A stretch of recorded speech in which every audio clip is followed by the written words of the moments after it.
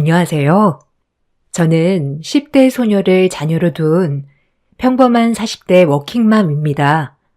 어려선 이것저것 하고 싶었던 것도 많고 꿈도 많았던 것 같은데 이제는 가정에 내조하며 착실하게 아이를 키우며 회사를 다니는 워킹맘입니다. 남편을 만나기 전까지 어린 나이에 우여곡절을 많이 겪었는데요. 아버지가 일찍 돌아가신 탓에 엄마와 동생 저 그렇게 셋이 힘들게 사는 나날이었죠. 공부가 재밌어서 소질이 있나 싶었지만 형편상 할 수 없었습니다. 저보다도 동생이 조금 더 공부에 흥미가 많았기에 고등학교를 졸업하자마자 엄마와 함께 동생 뒷바라지를 했어요. 다행히 동생은 저희가 바라던 대학에 입학을 하였고 저와 엄마는 그 누구보다도 축하해 주었습니다. 마음 한편엔 나도 대학교를 가고 싶다는 마음이 들끓었지만 어쩔 수 없었어요. 미안해 언니. 언니도 공부 많이 하고 싶어 했는데 나 때문에 대학도 포기하고 일만 하게 해서 내가 꼭 갚을게. 괜찮아. 너 대학교 졸업하고 나서 가면 되지. 내 걱정은 넣어둬. 이왕 힘들게 들어간 대학교 열심히 생활하고 알겠지? 에휴, 엄마가 미안하다. 둘 다 보내줘야 하는데 잘난 딸들을 이렇게 힘들게 해서 다 내 탓이지. 나나 미안해 엄마가. 아니야, 진짜 괜찮아. 엄마, 난 주은이가 졸업하고 가면 된다니까. 남들보다 조금 늦게 가는 거지 뭐. 걱정하는 엄마를 위로하며 저는 동생을 응원해 주었습니다. 그리고 아르바이트를 했으니 이젠 취직 자리를 알아봐야 했고요. 그리고 우리 회사에 고졸 공채로 취직을 하여 벌써 24살이 되었고 언젠간 대학교를 가야 하니 돈을 알뜰히 모았어요. 한 번도 일하기 싫다 생각을 해보진 않았지만 회사 내의 대졸 직원들과의 미묘한 차별, 그리고 저의 발언권은 회사에 전혀 필요가 없다는 점은 조금은 마음이 안 좋았네요. 그렇게 동생이 대학교에 졸업만 하면 이젠 내가 가야겠다고 생각하고 있을 즈음 지금의 남편을 만났어요. 남편은 회사 내 팀장이었죠. 회사에서 유일하게 저의 말에 귀 기울여주고 고졸 사원이라고 무시하지 않는 남자였어요. 그렇게 사랑에 빠지게 되었고 저는 프로포즈를 받았죠. 얼떨떨했지만 인생의 이막이 시작될 것 같았네요. 남들보다 항상 열심히 일하는 모습이 너무 보기 좋은 것 같아. 요즘 이렇게 일하는 애들이 없는데 그래서 눈이 갔던 것 같아. 그렇게 좋게 봐줘서 고마워. 오빠가 유일하게 회사에서 내 편이 돼준 사람인데 좋게 봐주기도 하다니 너무 고맙다. 그리고 이젠 네 사정을 다 듣고 나니까 도와주고 싶고 그러네. 얼마나 공부를 하고 싶었겠어. 결혼하면 대학교 준비하고 하고 싶었던 과에 가서 공부해. 내가 지원해 줄게. 이제 공부하랴 내조하랴 엄청 바쁘겠다 너. 그래도 응원해. 항상 제가 열심히 아등바등 살아야 동생 용돈에 한 달 생활비가 되었는데 아무것도 바라지 않고 저를 지원해준다는 눈앞에 이 사람이 너무 좋았죠. 그리고 남편과 결혼을 한다면 대학을 가서 졸업을 해 내가 원하던 분야에 취직도 하고 아이도 낳고 살 수 있다는 행복이 바로 눈앞에 다가온 것만 같았습니다. 그렇게 결혼을 준비했어요. 회사에서도 다들 쇼크였죠.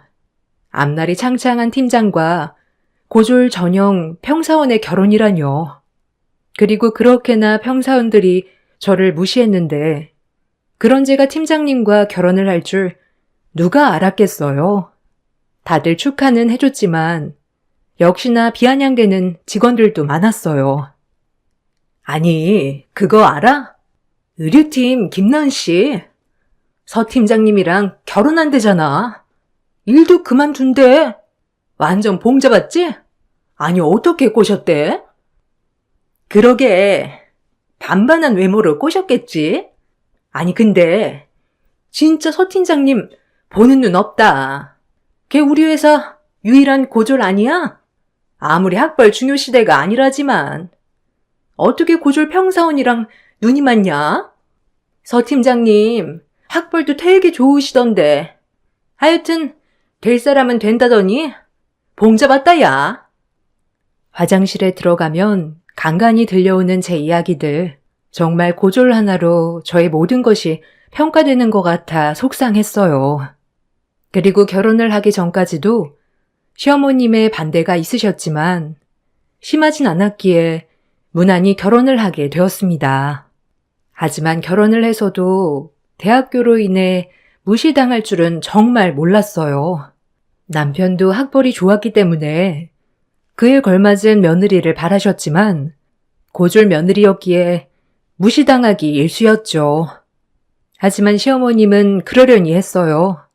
힘들게 아들을 키워 명문대를 보냈는데 좋은 며느리 드리고 싶은 건 당연한 거니까요. 그리고 저도 이제 공부를 시작할 거니까 금세 이런 마음들은 풀리실 거라고 생각을 했고요. 문제는 형님들이었어요. 남편에겐 형이 2명 있는데 형의 와이프들, 남편의 형수들이었죠. 사사건건 저를 무시하고 하녀 부리듯 하는 거였어요. 제가 어리기도 어렸지만 너무 아무렇지 않게 심부름을 시킨다거나 전화로 늘 집으로 오라는 식으로 명령을 하였죠. 동서, 나야. 오늘 바빠? 안 바쁘지? 서방님 출근하시고 할 거 없잖아. 안 그래? 둘째 동서랑 커피 한잔 하기로 했는데 나올 수 있어? 우리 집 근처로 오면 좋겠는데. 내가 우리 아들 픽업 시간을 맞춰야 해서. 어때? 괜찮아? 네, 형님. 오늘 시간 돼요. 작은 형님도 오시는 거죠? 그럼 제가 형님 댁으로 먼저 갈게요. 그럼 이따 뵙겠습니다. 저도 남편 집 식구들과 가족이 되기 위해 노력을 해야 한다고 생각했어요. 그래서 형님들이 만나자고 할 때마다 항상 나갔죠. 그렇게 통화를 마치고 형님 댁으로 향했습니다. 빈손으로 갈 수 없어 갖가지 차 종류가 선물 형식으로 되어 있는 것을 사고 들렸죠. 형님 댁에 도착하니 작은 형님은 이미 와 계셨어요. 반가운 마음에 웃으며 인사하고 거실로 들어서려는데 그때부터 시작이었어요. 동서, 왔으면 화장실 먼저 들어가 줄래? 손이랑 발 좀 닦고 바닥 좀 뒤져줘. 실내화가 있지만 그래도 찝찝하니까. 형님의 말을 듣고 조금은 당황하였지만 남들보다 훨씬 더 깔끔한가 보다고만 생각했어요. 그렇게 화장실로 들어가 발과 손을 씻었죠. 화장실에서 나오자 형님들은 다 들리게 큰 소리로 말했어요. 모욕적으로 말이죠. 이제는 일부러 그러는 게 확실했고요. 어머, 형님, 발까지 닦으라뇨? 이 정도로 깔끔쟁이셨어요? 전 아까 안 닦았는데 제가 다 눈치 보이네요. 아니, 고졸 묻을까봐 그래. 우리 집 거실에 우리 아들이 밟는 거실인데 옮으면 어째 찝찝하단 말이야. 내가 좀 심했나? 어머, 형님도 참. 진짜 내가 못 살아. 누가 우리 형님 머리를 따라갈까요? 맞는 말이네요. 고졸 묻지. 어딜 그 발로 디뎌? 참 끼리끼리 논다더니 유치해서 못 봐주겠더군요. 그리고 화장실에서 나와 인기척을 내니 형님들은 아무렇지 않은 듯이 말했죠. 다 닦았으면 부엌에 과일 좀 내올래? 우리 동서 오기만을 기다렸거든. 부엌에 가면 과일이랑 과도 있어. 뭐하고 있어? 얼른. 형님, 고졸 묻는다는 말이 무슨 말이에요? 지금 저 들으라고 하신 말씀인가요? 혹시 그래서 저 부른 거예요? 어머, 동서, 다 들었어? 아니, 그냥 마음속에 있는 말이었는데, 나도 모르게 튀어나왔네? 아니, 그리고, 맞는 말인데, 뭐. 아, 그리고 참, 동서, 이거 어디서 산 거야? 동네 마트? 아휴, 우리 형님은 백화점에 있는 티밖에 안 마시는데, 센스 너무 없다? 그럼 제가 다시 가져갈게요. 참, 사람 성의를 이렇게 무시하다뇨. 저도 유감이네요. 그리고 오늘 형님들이 하신 말씀 두고두고 되새길게요. 고졸 묻는다라. 참 기가 막히네요. 어쩜 말씀들을 그렇게 상식 없게 하시는지 제가 또 많은 생각을 하게 하는군요. 어머머, 이거 다 자격지심이야. 우리가 무슨 말을 못하겠네? 무섭다 동서. 이래서 수준 차이라고 하는 건가? 그러게요. 저도 수준 차이 많이 느끼고 가네요. 많이 배우셨다는 분들이 이렇게 뒤에서 격떨어진 말만 하시니 제가 뭐라 드린 말씀이 없네요. 고졸이라고 무시하는 형님들을 보고 기가 막혔어요. 어이가 없고 당황스러웠지만 무시했어요. 여기서 더 했다간 싸움이 날 것 같아 참았습니다.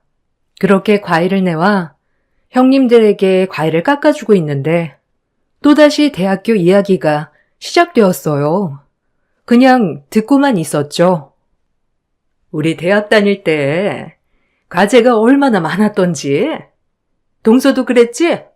그때는 그렇게 쓸데없는 걸 많이 하라고 했는지 이해가 안 갔었는데 지금 생각해보면 다 그런 게 사회생활 할 때도 도움이 되는 거였더라고. 그래서 대학교까지는 무조건 나와야 한다니까. 아, 당연하죠. 그리고 추억도 있고 어디 가서 얘기라도 하죠. 아무리 세상이 좋아졌다 하더라도 이 사회에서 어디 그러나요? 고졸이 비빌 수 없는 세상이죠. 안 그런가요? 아, 동서는 잘 알겠다, 그지? 우린 잘 모르니까. 본인이 더 잘 알지. 네? 아, 뭐 아무래도 대학교를 나오면 좋긴 하겠죠. 근데 그래도 고졸 출신이어도 훌륭한 사람은 많으니까요. 어머, 순진한 우리 동서. 뭔 모르는 소리 하네? 동서가 서방님 잘 만나서 이렇게 그냥 놀고 먹으니까 모르는 거지. 세상 살기가 얼마나 힘든데? 아니, 알 거 아니야. 우리 서방님이랑 회사에서 만났다고 하지 않았나? 아무래도 차이는 많지. 결국 형님들은 저를 보자고 했던 것은 또 한 번 본인들의 재미난 이야기거리에 소재를 삼으려고 했던 것이었어요. 어이가 없었죠. 우리 동서, 시집 하나는 잘 왔어. 뭐 동서처럼 살면 대학교는 굳이 안 나와도 될 것 같긴 하지? 자긴 시집으로 성공한 케이스잖아. 네? 아, 뭐 남편 잘 만난 거야 인정하죠. 그래도 저도 하고 싶은 게 많아서 노력 중이에요. 마냥 집에 있고 싶진 않거든요. 아, 그래? 그래, 잘해봐. 아, 맞다. 동서, 내가 오늘 화분 옮겨야 하는데 허리를 좀 삐끗했거든? 화분 좀 옮겨줄 수 있어? 네, 뭐 옮겨드릴게요. 작은 형님도 같이 좀 도와주세요. 혼자는 버거워서요. 어디로 옮겨드리면 될까요? 저기 저 거실에 있는 화분 말씀하시는 거 맞죠? 거실에 저거 하나랑 베란다 쪽에 2개 있거든? 작은 베란다로 옮겨놔줘. 고마워. 가족 좋다는 게 뭐야? 아유, 난 애 아빠가 전화가 왔네. 막내 동서가 고생 좀 해줘. 그렇게 낑낑거리고 화분을 옮겼어요. 속으로 이게 뭐하고 있는 짓인가 했지만 거절을 할 타이밍을 놓쳤어요. 그리고 형님들과 이젠 거리를 좀 둬야겠다 생각했죠. 그렇게 화분을 옮기고 집에 가려는 순간 형님들의 비아냥거리는 소리를 들었어요. 그래도 부릴만 나네요. 뭐 우리 머리 껍데기에 앉아있지도 않고 그죠? 그냥 말 잘 듣는 시녀 하나 뒀다 생각해요. 어머, 딱이다.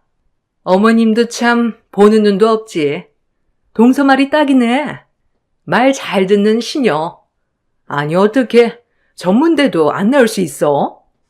학력이 안 좋은데 이만한 집에 시집 온 것도 용하지. 우리가 많이 부려먹자고. 이 집안 서열도 학력이 우선인 걸 보여주잔 말이야. 뭐라고요? 형님들 집에서 편하게 대학교 등록금 대줬으니 지잡대라도 갔던 거겠죠. 안 그런가요?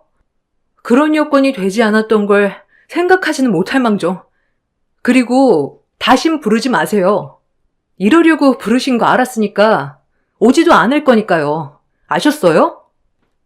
잔뜩 화를 냈다고 생각했는데 형님들은 앞에 제 말을 뚝 잘라먹고 본인들 할 말을 이어나갔죠. 정말 어처구니가 없었어요. 어머, 가려고? 그래. 아, 다음에 나 커튼 빨 때 또 한번 와주라. 가족 좋다는 게 뭐야? 동서가 야무지잖아. 그래, 동서가 도와주면 좋지. 난 팔목이 약해서 도와드리고 싶어도 못 도와드리거든. 하여튼 나중에 보자고. 그렇게 가보겠다고 한 뒤 집을 나와 가면서 많은 생각을 했어요. 남편과 나만 행복하면 됐다고 생각했던 것들이 큰 착각이었죠. 아무리 제가 화를 내도 형님들 귀에는 경일기 같았습니다.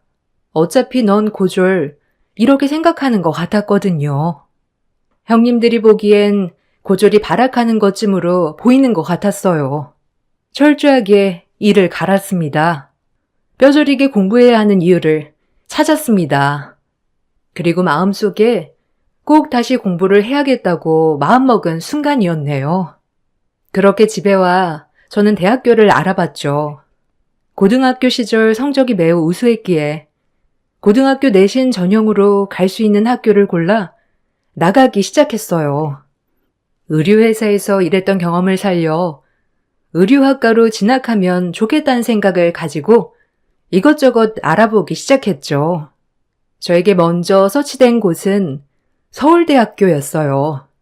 아무래도 한국에서 최고의 명문대학교 의상학과를 가게 된다면 조금 더 나중에 선택의 폭이 넓어질 것 같았기 때문이죠. 하지만 내신이 살짝 모자랐기에 수능을 다시 준비해야 했어요. 서울대를 가고 싶다고 마음을 먹은 후로는 다른 학교는 눈에 들어오지 않았습니다. 그래서 미친 듯이 공부했어요. 공부를 하다 보니까 정말 재밌었어요. 이렇게 마음껏 공부할 수 있는 것도 좋았고 지잡대 나온 형님들 콧대 눌러줄 생각을 하면 자다가도 벌떡 일어나 공부를 하였죠. 남편은 이런 저의 모습을 보고 걱정했지만요. 자기, 너무 무리하는 거 아니야? 아침에 나 출근하면 퇴근할 때까지 공부하고, 그리고 나 밥 차려주고 또 공부하고, 그러다 몸 상할까봐 너무 걱정된다. 천천히 해. 그리고 학교에 너무 그렇게 연연하지 않아도 돼. 넌 있는 그대로도 멋있거든. 아니야, 열심히 해야지. 그래서 나 다시 회사에 복직하고 싶어. 고졸 전형으로 말고 당당하게 입사해서 자기처럼 직급도 달고 일해보고 싶은 욕심도 생겼어. 그리고 너무 하고 싶던 공부여서 재밌는 거 있지? 진짜 적성을 찾은 기분이야. 그러면 다행인데, 꼭 무리하지 마, 알겠지? 몸 상해가면서까지 하는 건 반대야. 그렇지만 네가 좋다면 나도 좋아. 언제나 믿음을 주고 용기를 주는 남편이 있었기에 수험생활 시절이 행복했습니다. 하지만 시댁에선 제가 수능 준비를 하는 것을 몰랐기 때문에 언제나 집안일이나 굳은 일은 늘 막내 며느리인 제 차지였어요. 그걸 부추긴 건 형님들이었고요. 아유, 어머님. 뭐하러 힘들게 이런 걸 하세요? 제가 동서 부를게요. 아니, 이 집에 시집 와서 지도 하는 게 있어야지, 안 그래요? 그래, 그럼 막내 좀 불러봐라. 아유, 힘들어. 나도 늙어서 원.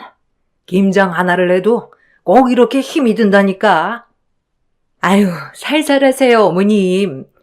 그리고 이 집에서 남편 잘 만나서 얼굴 피고 사는 게 동서인데 이런 것쯤은 다 해도 괜찮으니까. 아유, 그러냐?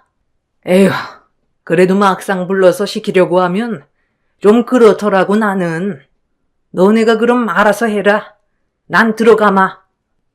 이런 식으로 시어머님을 꼬드겨 늘 집안의 모든 일거리가 생길 때마다 저에게 전화를 걸어 당장 튀어오라 했어요.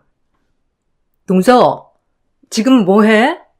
어머니 혼자 김장하시는데 설마 집에 있는 거 아니지? 우리 와 있으니까 당장 어머님네로 와. 아, 오늘 김장이에요?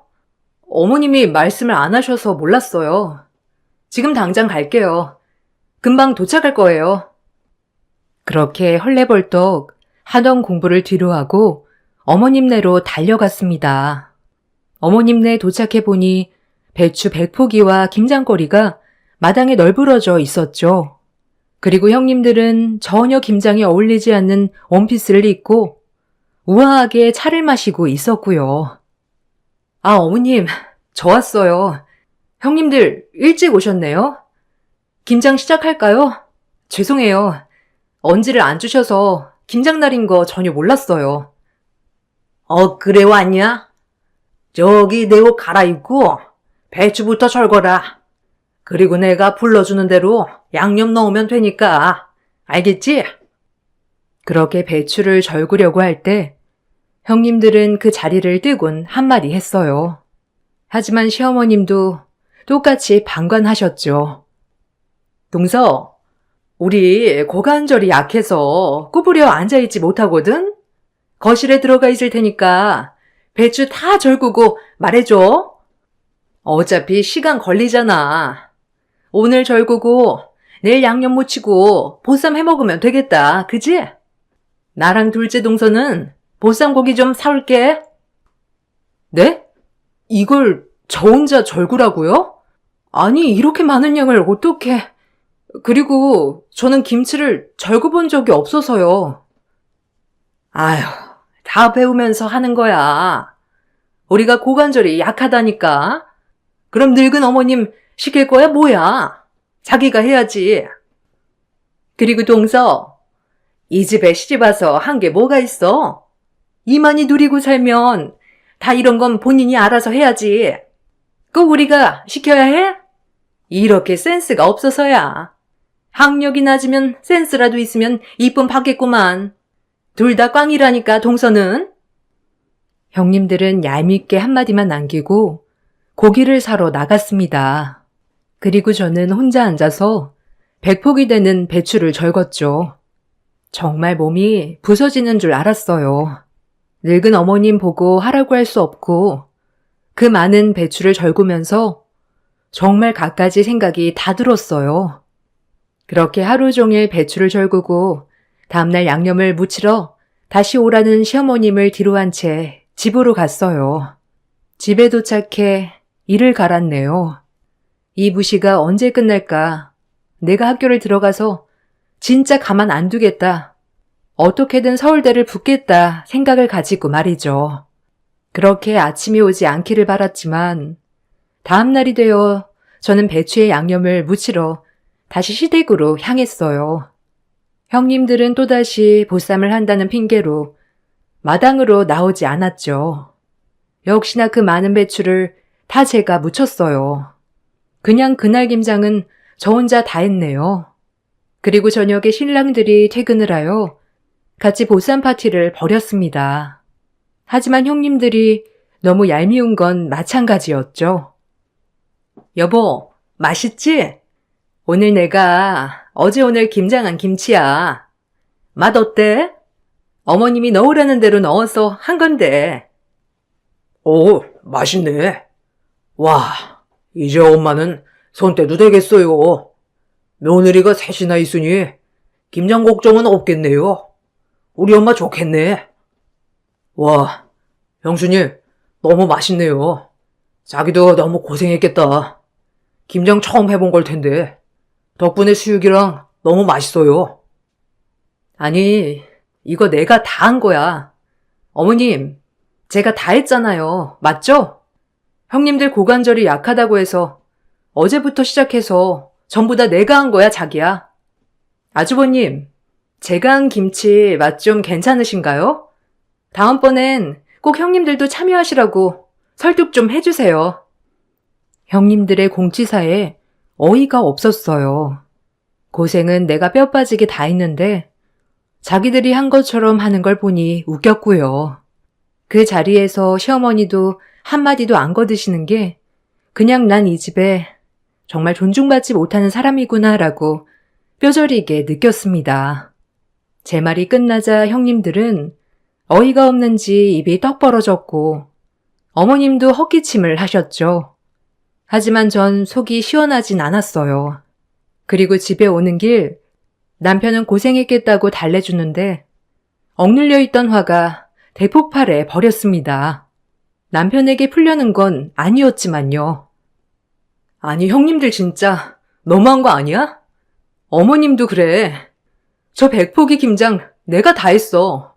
형님들은 손 하나 까딱도 안 했고, 그리고 어머님도 말 한마디 거두시지도 않더라.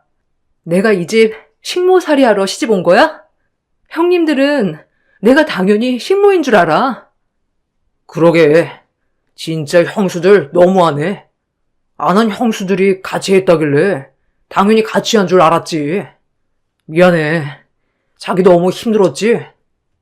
매번 그래. 은근히 사람 불러내서 이것저것 다 시키고 나를 무슨 하녀 부리듯. 고졸 서러워서 살겠나 진짜. 에이, 학벌 가지고 그러는 건 당연히 아닐 거야. 그냥 막내고 이러니까 편해서 그런 거 아닐까? 그러니까 너무 그렇게 생각하지 마. 학력 때문이 아니라고? 자기 그동안 내가 얼마나 형님들한테 고졸이라고 무시당했는 줄 알아? 두고 봐. 내가 꼭 서울대 들어가서 코를 납작하게 해줄 테니까. 형님들 지잡대 4년제 나와서 저리 목 뻣뻣이 구나 본데 두고 보라고. 그렇게 이악 물고 다짐 또 다짐했습니다. 그러면서 전 학업에 더욱 집중할 수 있었죠. 순간 조금 흐트러지더라도 형님들의 얼굴만 생각하면 자다가도 눈이 번쩍 뜨여질 정도였으니까요. 그렇게 전 악착같이 공부했습니다. 그리고 꿈에 그리던 서울대학교 입학을 얻어낼 수 있었죠. 남편도 너무 좋아하였고 저 역시도 기뻤어요. 제가 대학 합격증을 들고 친정에 가는 날 친정엄마는 여태껏 보여주지 않았던 눈물을 쏟아내었습니다. 엄마 가슴에도 제가 모든 걸 포기하고 취직하던 순간이 맺혀있던 것이었어요. 장하다 우리 나은이. 이렇게 잘하는 공부를 내가 뒷바라지 해줘야 하는데 해주지도 못하고 드디어 이렇게 꿈을 이루는구나. 엄마, 무슨? 내 힘으로 난 내가 해낼 줄 알았어. 그러니까 너무 죄책감 갖지 마셔요. 언제가 됐든 이루기만 하면 되지. 에휴, 너무 미안해. 그리고 늦게나마 네가 원하는 삶을 살 수 있어서 엄마는 더 이상 바랄 게 없어. 그리고 서서방도 너무 고맙네. 아유, 제가 한 게 있나요? 진짜 혼자 공부를 얼마나 독하게 하던지 제가 다 뿌듯하네요. 서울대라니 진짜 감격스럽고 수고했어. 이제 내 인생 꽃길만 있다. 엄마도 그리고 오빠도 너무 고마워. 옆에서 응원해주고 묵묵히 기다려줘서. 학교 들어가서도 공부 열심히 할게. 그렇게 전 27이란 나이에 대학교 신입생이 되었어요. 결혼을 일찍 한 덕분인지 아무것도 신경 쓰지 않고 공부만 할 수 있었습니다. 간간히 남편 회사에서 대학생 인턴 아르바이트도 겸하며 용돈도 벌고 좋았어요.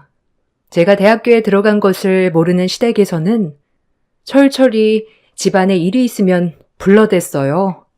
역시나 가보면 저에게 심부름을 시키거나 육체적 노동을 시키는 거였죠.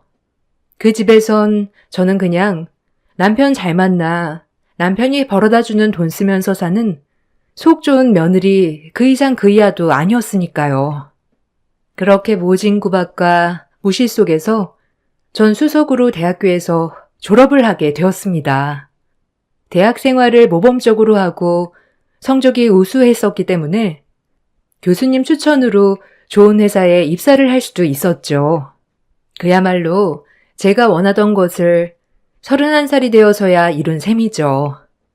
전 너무 감격했고 피땀 흘려 읽은 내 졸업장이 뿌듯하였죠. 제 졸업식에서 학사모를 쓰고 사진을 찍는 친정엄마 여동생의 모습을 보니 그간 있었던 마음고생이 눈 녹듯 녹아 없어지는 것 같았어요.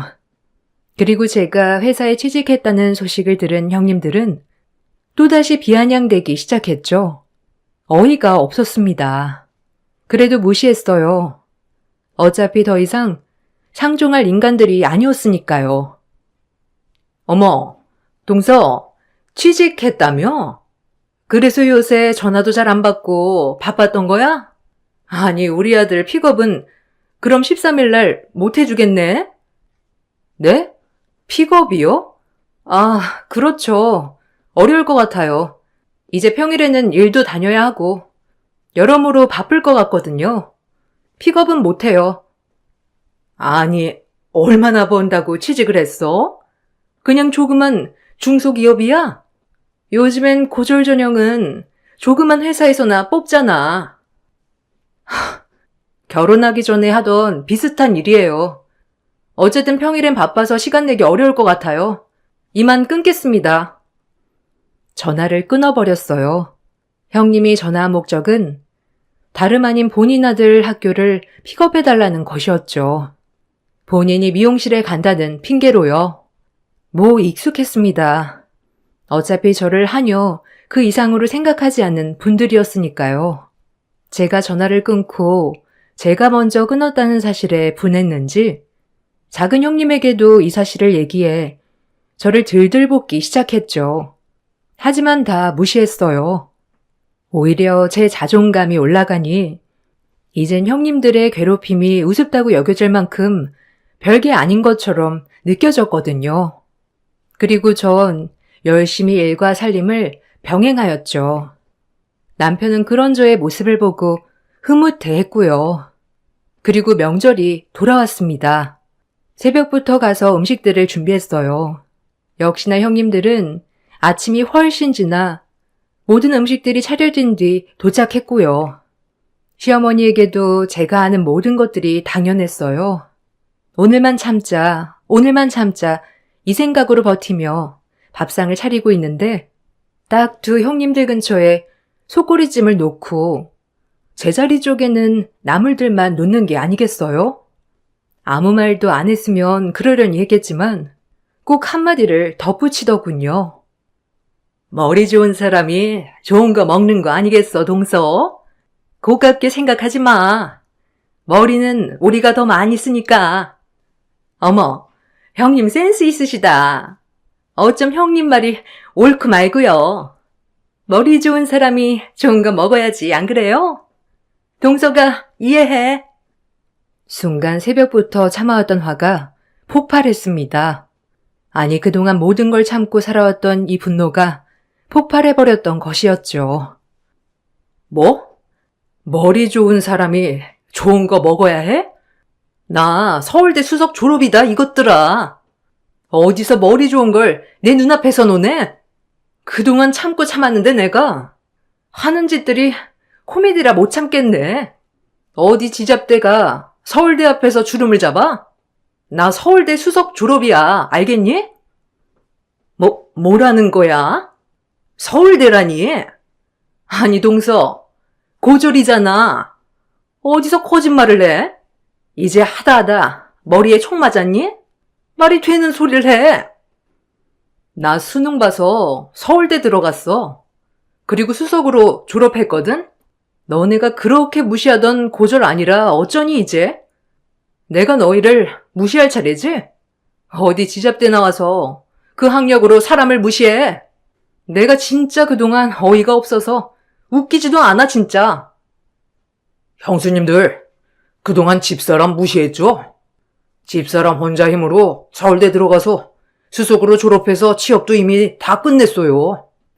이제 이 사람 학력 가지고 뭐라고 하지 않았으면 좋겠네요. 제가 눈으로 보지 않아서 몰랐었는데 오늘 보니까 참 드릴 말씀이 없네요. 됐고요. 형님들, 제 남편도 고려대, 저도 서울대인데 제 자식 IQ는 오죽할까요? 이제 자식들로 비교해야 하나요? 아마 지금 조카들 볼 때 형님들 잘 맞으면 아무래도 당연히 지잡대 가겠죠? 아님 고졸일래나? 그러니까 이제 무시 그만하라고요. 시어머니는 제가 서울대에 졸업하고 취업했다는 소식을 듣자마자 화색이 바뀌어 저를 대하는 태도가 바로 달라졌어요. 아니, 우리 막내가 서울대에 졸업했다고? 아니, 어떻게 된 거야, 이게? 아유, 말 좀 해봐라. 그럼 우리 막내 며느리가 진짜 서울대란 말이야? 네, 어머니. 저 서울대에 졸업했고 취업도 다 마쳤어요. 이제 어머니 며느리 셋 중에 제가 스펙이 제일 좋네요. 아유, 그러게나 말이다. 아니, 머리 좋은 건 알았지만 어째 이리 서리소문 없이 학교를 졸업했어? 아이고, 기특한 것. 그러게요. 얼마나 이를 악물었는지 형님들 얼굴을 생각하니까 돌면서도 눈이 번쩍 띄어지더라고요. 고맙네요, 형님들. 형님들도 어이가 없었는지 할 말을 잃었고요. 그리고 속꼬리찜을 저와 제 남편 앞으로 제가 바꿔놓았어요. 그리고 한마디 더 거들었습니다. 머리 좋은 사람들이 많이 먹어야죠. 형님들이 한 말이잖아요. 그리고 이제 집안일은 형님들이 해야겠죠?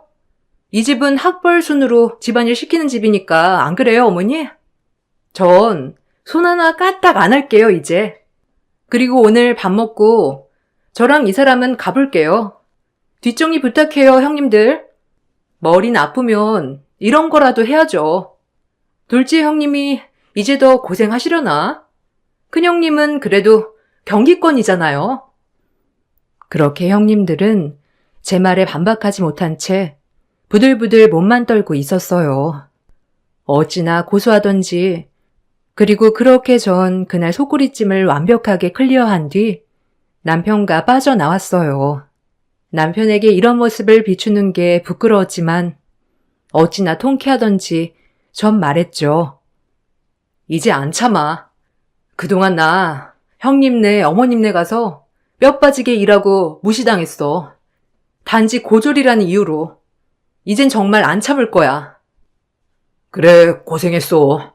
내가 힘이 돼줬어야 하는데 너 혼자 힘들게 내버려둔 것 같아서 마음이 쓰이네. 미안해. 나도 최대한 존중할게. 그렇게 전 완벽한 제 삶을 살아가기 시작했어요. 학력이 중요한 사회는 아니지만 이 집에 시집 온 뒤 형님들에게 너무 많은 천대를 받았던지라 정말 서울대를 들어가고 졸업하니 세상이 달라 보였습니다. 전 그렇게 형님네와 거의 연락을 하지 않았고요. 제가 서울대를 졸업했다고 하니 자연스레 저를 찾지 않더군요. 너무 웃겼습니다. 본인들의 자존감을 올려줄 사람을 찾아 매번 연락하고 구박하더니 이제 저를 만나면 본인들의 자존감이 떨어지니까 찾지 않더군요. 그리고 저의 그런 억울함을 보상이라도 해주듯 저는 그 다음 해에 예쁜 딸아이를 낳았습니다. 다행히 딸아이는 저와 제 남편을 닮아 아주 똑똑했고요. 어려서부터 영재란 소리를 달고 살았어요. 그 딸이 커서 벌써 13살이 되었습니다. 공부가 인생의 전부는 아니지만 간혹 시댁에 가면 형님네 자녀들은 그저 건강하기만 하다네요. 그런데 제 딸은 벌써부터 영재 루트를 밟고 있으니 듣기로는 형님들이 엄청 배 아파한다고 들었습니다. 제가 시댁에 가는 날이면 항상 먼저 왔다 가곤 하고요. 일부러 피하는 것 같았어요. 제가 또 무시할까봐 그랬겠죠. 가끔 구박받던 시절을 떠올리면 저도 모르게 피식피식 웃음이 새어나오기도 합니다. 이렇게 지금이 행복할 줄 알았으면 그때 조금이라도 마음의 여유를 가질 걸 이렇게 생각도 하고요. 제 딸에게도 공부를 강요하진 않지만 제가 겪은 이 수모를 겪지 않게끔만 조금 편한 삶을 살아갈 수 있게 인도해 주려 합니다. 그게 제가 여태껏 겪어온 길을 물려주지 않는 길일 테니까요. 남들보다 조금 늦게 시작했지만 지금은 그 누구보다 행복하게 살고 있어요. 혹시라도 늦은 건 아닐까 하고 걱정하시는 여러분들을 위해 말할게요. 살 날은 길고 정말 시작이 반입니다. 내가 하고자 하겠다 마음을 먹으면 뭐라도 되더라고요. 전 이 마인드를 가지고 일을 하고 있어요. 뭐든 할 수 있다 이런 마음으로요. 글을 쓰고 보니 그래도 제가 여기까지 올 수 있었던 것은 형님들이 큰 자극제가 되어준 것 같아 한편으로 고마운 마음도 드네요. 여러분들도 제 글 읽어주셔서 정말 감사합니다. 안녕하세요. 저는 30대 후반 여자입니다. 정신없던 한 해가 지나가고 2022년이 다가왔네요. 많은 분들께서 새해가 되면 목표하신 것들이 이루어지길 바라고 그것을 향해 달려가실 텐데요. 저 또한 그래왔고 지금도 작년과 변함없이 잘 될 거라는 희망을 가지고 살아오고 있습니다. 새해가 됐다고 해서 바뀐 건 없지만 분명 좋아질 수 있을 거라 믿고 있습니다. 저는 남편과 꽤 오랜 시간 연애를 하고 결혼을 했는데요. 연애를 많이 해본 건 아니지만 이 사람과 함께 지내는 시간 동안 정말 행복했고 앞으로 남은 인생길을 같이 걸어가고 싶었습니다. 그래서 결혼을 목적으로 인사를 드리고 시부모님께서도 정말 좋아해 주셨어요. 처음 보자마자 하루빨리 결혼식을 진행하길 원하셨죠. 시부모님 두 분 다 너무 밝으신 성격을 가지고 계셔서 저와도 잘 맞는 것 같아 앞으로 큰 문제 없이 결혼 생활을 이어나갈 수 있을 것 같았습니다. 그렇게 양가 집안 상견례를 마치고 결혼식까지도 걸림돌 하나 없이 매끄럽게 진행이 되었죠.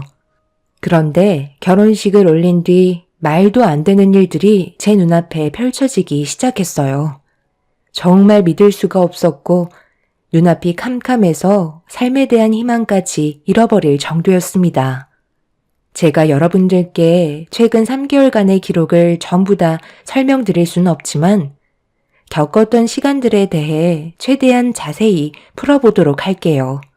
결혼하고 최근 한 달은 정말 행복했었어요. 제가 꿈에 그리던 삶이었고 눈뜨고 눈을 감을 때까지 사랑하는 사람이 제 앞에 있다는 게 실감이 나지 않았습니다. 남편도 좋은 사람이고 시부모님께서도 저를 딸처럼 대해주셔서 저 또한 잘하려고 많은 노력을 했었어요. 시댁 집안이 못 사는 형편은 아니라서 금전적으로는 부유한 편입니다. 그런데 한 달이 지난 시점에 저를 아껴주시던 시부모님의 행동이 조금씩 이상해지기 시작했어요. 주말에 시댁에 인사를 드리러 가도 얼굴빛이 어두우셨고 뭔가 불만이 가득해 보이셨죠. 처음 겪어보는 분위기라 어떻게 해야 할지 몰라 조심스럽게 입을 열었어요. 어머님, 요즘 안 좋은 일이라도 있으신 거예요? 아버님도 그렇고 평소와 분위기가 너무 다르셔서요. 제가 혹시 아버님 어머님께 실수라도 한 게 있는 거예요? 아니면 어디 편찮으신 곳이라도 있으신 건 아니죠? 저 왔는데 별 말씀도 없으시고 걱정돼서요. 네가 애니? 딸처럼 대해줬다고 해서 얘가 아주 시부모를 지 부모처럼 생각하고 있네. 너는 시댁이 편하니? 어머님, 그게 아니고요. 혹시 제가 실수한 게 있으면 말씀해 주셔야 앞으로 조심할 수 있으니까요. 저는 단 한 번도 아버님, 어머님을 저희 부모님처럼 편하게 생각한 적 없어요. 항상 조심하고 최대한의 예의를 갖추려고 노력했는걸요. 그래서 서운하다 이거니? 네가 내 아들과 결혼을 했고 이제 정식적으로 며느리이면 품위 있게 행동을 해야지. 아직까지 연애 때의 분위기를 버리지 못한 거야? 우리 집안이 그렇게 가벼워 보이디? 결혼하고 한 달이 지났는데도 아직까지 분위기 파악을 못하는 거야? 아니면 원래부터 눈치가 없는 거야? 며느리면 며느리답게 행동해야지. 어떻게 된 게 품격도 없고 하는 짓도 왜 이렇게 싸 보이는지 누가 보면 술집 여자인 줄 알겠네. 연애 때나 어머님이 먹히는 거지. 정식 며느리가 됐으면 남들 시선도 중요하게 생각해야 되는 거야. 내가 주변 사람들한테 술집 여자를 며느리로 들였냐는 그런 말을 들어야 되겠어? 너한테 싼 티가 흐르다 못해 넘쳐 보인단다. 적은 나이도 아니고 40을 바라보는 나이나 돼서 자기가 20대인 것 마냥 행동하면 되겠니? 네 직업에 맞게 처신하라는 거야. 무슨 말인지 알아듣겠어? 사람의 첫 이미지가 얼마나 중요한데 어딜 갈 때마다 그런 소리를 들어야 하니 내 속이 좋겠니? 이런 기분에 무슨 저녁을 먹겠어? 입맛도 싹 가셨다. 다음부턴 집에서든 밖에서든 나한테 앵기지 말고 거리를 두고 걷도록 해라. 그리고 옷차림도 웬만하면 정숙하게 입도록 하고 한 번만 더 살갑게 굴면 눈물을 쏙 빼놓을 줄 알아. 시부모님의 거침없는 말투와 표정들은 저를 당황스럽게 만들었어요. 분명 결혼 전에는 살갑게 다가가는 제 성격이 마음에 들고 집안의 분위기를 살린다며 좋아해 주셨었는데 갑자기 변하신 모습으로 저를 대하셔서 아무 말도 하지 못한 채 멍하니 시부모님을 바라볼 수밖에 없었죠. 마음에 들지 않는 부분들이 계시다면 그것 또한 고쳐야 앞으로의 결혼 생활에 문제가 없을 것 같아 제가 하고 싶은 말을 뱉기보다 앞으로 조심하겠다며 고개를 떨궜습니다. 시모는 시댁에 온 지 1시간도 되지 않은 저희 부부에게 이런 분위기로 얼굴 보며 같이 식사할 수 없다고 집으로 돌아가길 원하셨어요. 남편도 안 좋은 분위기를 살피는 듯 저에게 돌아가자며 눈치를 줬고 어쩔 수 없이 집으로 돌아오게 되었죠. 그리고 집에 가는 동안 차 안에서 너무 서러워 닭똥 같은 눈물을 쉬지 않고 쏟아내고 말았습니다. 결혼 한 달 만에 시부모님께 상처되는 말들을 듣게 될 거라곤 전혀 상상하지 못해서 너무 서러웠던 것 같아요. 남편도 자기 부모님이 이렇게까지 남의 시선을 예민하게 생각하고 있을 거라곤 예상하지 못했다면서 제 눈치를 살피고 있었네요. 그렇게 집으로 돌아와서도 서운한 마음은 쉽게 가라앉지 않았고 그날 이후 시부모님과 만나는 자리가 생기면 예전과 다른 모습으로 행동을 하게 되었습니다. 최대한 신경에 거슬리지 않게 거리를 두고 말 한마디도 입 밖으로 꺼내기 전에 한 번 더 생각한 뒤에 대화를 이어나갔습니다. 너무 달라져 버린 시부모님의 무뚝뚝한 모습은 저를 숨막히게 만들었어요. 제 성격이 원래 밝고 부침성이 좋아서 남들보다 정을 빨리 붙이는 편인데 시부모님께서는 그런 제가 애초부터 부담스러우셨던 것 같아 보였어요. 그래서 원래 성격을 억누르고 생활을 해야 되다 보니 결혼 생활에까지 지장이 생기고 말았습니다. 남편의 성격은 제 말을 들어주는 편이라서 말을 하지 않으면 거의 입을 열지 않는데 그런 성격 자체가 어느 순간부터 싫게 다가오더라고요. 당신은 나한테 관심이 없는 거야? 어떻게 된 게 내가 말을 붙이기 전까지 아무 말도 하지 않아? 요즘 나 너무 우울해. 내가 최근 들어 일 때문에 많이 바빠서 당신을 제대로 신경 못 써서 서운한 거야? 그런데 나도 워낙 할 일이 많잖아. 이런 건 이해해 줘야지. 당신이 요즘 우리 부모님 때문에 신경이 날카로워진 것 같은데 당신이 좀 이해해 줘. 뭘 이해해 달라는 거야. 이게 사는 거야? 내가 원하는 결혼 생활은 이런 게 아니었다고. 시부모님 얼굴 뵙고 싶지도 않아. 어떻게 결혼 전과 후가 이렇게까지 다른 거야? 결혼 전에는 내가 너무 이쁘다고 살갑게 대해주시더니 지금 봐봐. 어머님이랑 아버님이 나한테 눈 한 번을 마주치지 않으셔. 조심스럽게 말을 붙여도 대충 대답하시고 더 이상 말도 안 하시잖아. 원래 좀 무뚝뚝하신 걸 어쩌겠어. 남들 시선이 중요하시다잖아. 당신도 너무 기분을 업시키지 말고 차분한 모습을 보여줘봐. 솔직히 내가 봐도 당신 너무 정신없어. 나는 오히려 지금이 딱 좋아 보이는데? 너무 말이 많아도 수준 낮아 보이잖아. 뭐? 수준이 낮아 보인다고? 지금 말 다 했어? 어떻게 당신이 나한테 그런 말을 할 수가 있어? 이제는 당신까지 나를 무시하는 거지? 내가 잘하려고 노력하고 있는 걸 알면서 그런 식으로 자꾸 얘기할 거야? 그래서 나랑 결혼한 거 후회라도 한다는 거야?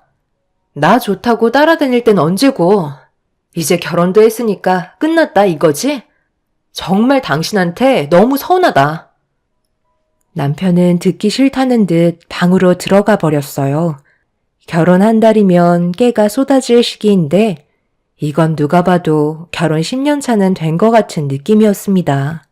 아무리 연애를 오래 했다 해도 상대방의 예의가 아닌 행동을 보인 남편에게 너무 큰 실망을 하게 되었고 처음으로 결혼을 후회하게 되었어요. 연애를 했을 때는 저를 아껴주고 뭐든 다 해줄 것처럼 행동하던 남편이었는데 예전과는 너무도 달라진 모습에 앞으로 함께 걸어가야 할 삶이 눈앞에 캄캄할 정도로 아무것도 보이지 않았습니다. 그렇게 한 달이 지나 2달째가 되었을 때 남편이 퇴근하고 집에 들어올 시간이 한참 지났는데도 집에 오지 않길래 그래도 남편이라고 걱정되는 마음에 몇 번이나 전화를 걸어봤지만 받지 않더라고요. 그런데 잠시 뒤 문자 한 통이 와서 확인을 해보니 남편이 시댁에 있는지 그날 저와는 한마디 상의도 없이 시댁에서 자고 간다며 다음날 보자는 한마디 하고 아무런 연락도 주지 않았어요. 제 생각은 전혀 하지 않고 남편 멋대로 하는 행동 때문에 너무 화가 나 시모에게 전화를 걸었습니다. 역시나 받지 않았고 시부께도 전화를 했는데 똑같이 받지 않으시더군요. 시댁 식구들 전부 다 저를 무시하는 행동을 참을 수가 없어 짐을 챙기고 시댁으로 향하려고 집 밖을 나서려는 순간 시모에게 전화가 왔어요. 저도 이미 감정이 안 좋아진 상태라 좋지 않은 목소리로 전화를 받았습니다. 왜 이렇게 사람을 귀찮게 하는 거야? 내 아들이 분명 얘기했을 텐데. 도대체 뭐가 불만이길래 전화를 수십 통이나 한 거야? 어머님, 지금 이 상황이 상식적으로 이해가 되세요? 제가 이상한 거예요? 어떻게 한마디 말도 없이 문자 한 통 보내놓고 집에 들어오지 않겠다고 하면 누가 이해를 해주겠어요? 왜 어머님 댁에서 하루를 보내야 하는 건지 말도 해주지 않았잖아요. 내 아들이 오래간만에 부모와 함께 지내고 싶다는 건데 그게 그렇게 잘못된 거니? 너도 사돈댁에서 자고 올 때도 있잖아. 제가요? 저는 결혼하고 나서 단 한 번도 그렇게 한 적 없는데요. 그이랑 같이 가서 하룻밤 자고 온 적은 있어도 저 혼자 개인적으로 행동하진 않았어요. 이 문제는 이해를 떠나 부부로서 서로에 대한 예의가 아니라고요. 제 말이 틀렸나요? 너 지금 시애미가 얘기하는데 목소리 높여서 대들고 있는 거니? 이제야 본성이 나오는구만. 사람은 평생 알아가도 모른다더니만 그 말이 너한테 딱 맞는 것 같다. 오늘 이 시간 이후로 네 아들 2번 다시 못 볼 줄 알아. 우리가 큰 돈 들여 신혼집도 큰 집으로 50평짜리 마련해 줬는데 너는 고작 혼수 8천밖에 안 했었잖아. 솔직히 나는 그때부터 너를 마음에 들어하지 않았거든. 우리 집을 뭘로 알고 혼수를 8천밖에 안 해? 최소 몇 억은 해줘야 하는 거 아니니? 어머님, 갑자기 그 말이 왜 나오는 거예요? 그때는 혼수 8천도 많다고 하셨잖아요. 이제 와서 이러시는 이유가 뭐예요? 내가 그럼 그 자리에서 혼수 가지고 난리 쳐주길 바랬다는 거야? 다 내 아들 생각해서 거기까지 한 거는 생각 안 하니? 좋게 좋게 봐주면 너도 눈치껏 행동을 해야지. 어디서 집안의 가장인 남편한테 오라가라 명령이야. 나중엔 머리 위로 받고 올라서겠다. 됐고, 너랑 목소리 높이면서 대화조차 섞고 싶지 않으니까 이만 끊어야겠다. 오늘 이 시간 이후로 내 아들 얼굴 볼 생각 하지 마라. 너처럼 자기가 뭘 잘못했는지도 모르는데 굳이 서로 봐봤자 좋은 말도 안 나오잖아? 내 아들 돌려보내면 너는 분명 또 사람 들들 볶으며 나불나불 거리겠지. 내 말이 틀렸어? 이런 내 결정이 마음에 안 들면 이혼하던지. 그게 싫다면 내 기분 풀릴 때까지 잠자코 있어라. 알겠니? 나는 너에게 결정권을 준 거야. 이혼을 하던지 아니면 지금처럼 그 넓은 집에 너 혼자 살던지 둘 중 하나 선택하면 되는 거다. 내 아들도 결혼한 걸 얼마나 후회하는지 아니? 시모의 억지가 저를 미쳐버리게 만들었어요. 도저히 대화가 통하지 않았고 왜 이런 행동을 하시는지도 이해할 수가 없었습니다. 더군다나 남편까지 생각지도 못한 돌발 행동을 저지르니 제가 어떻게 처신을 해야 할지 모르겠더라고요. 그날 정말 많은 고민에 빠지게 되었습니다. 결혼 2달 만에 이렇게까지 위태로워질 거라고 누가 상상을 했겠어요.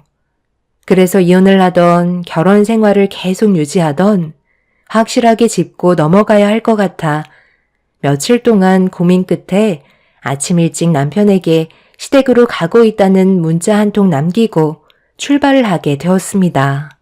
저도 더 이상의 미련은 없었던 것 같아요. 그래서 후회를 남기고 싶지 않았습니다.